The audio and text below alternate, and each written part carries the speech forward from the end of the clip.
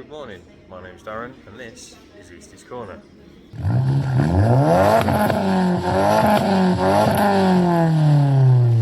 then, today I am putting the rocker cover on my engine and just adding some bits and bobs to it.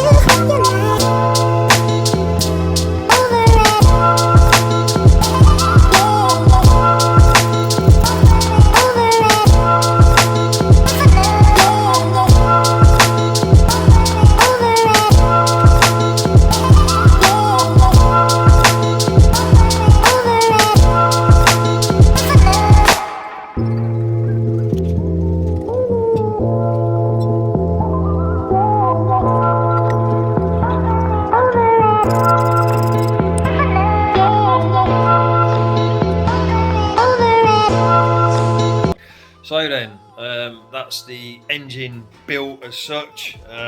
Just got to do the LSD on the gearbox now. I've ordered a clutch. I'm actually putting in a 9.5 Aero standard clutch for a 2004, because obviously mine's 2004. Done a little bit of research. I've been told that these fit. Every company I've approached to do or find out if I can get a custom made clutch for my car, nobody does them. Nobody's, I don't know why, but yeah, so the 9.5 Aero clutch fits. It's good for 485 Newton meters, which is about 380 pound in foot torque, something like that. I'm sure you can do the calculations, have a look on Google or whatever. But yeah, or is it 320? It might be 320 foot-pounds.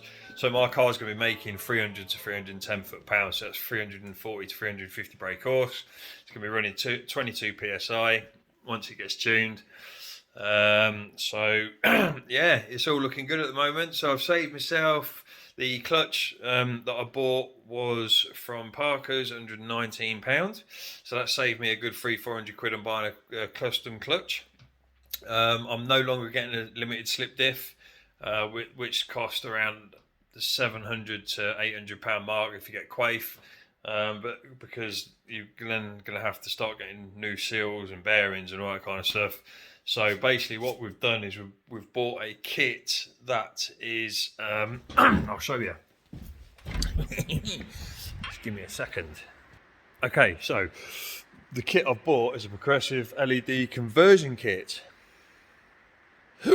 So basically you put that into the diff, your original diff, and it converts it into basically a limited slip diff. So yeah, there's some plates that you've got to bolt in within the diff,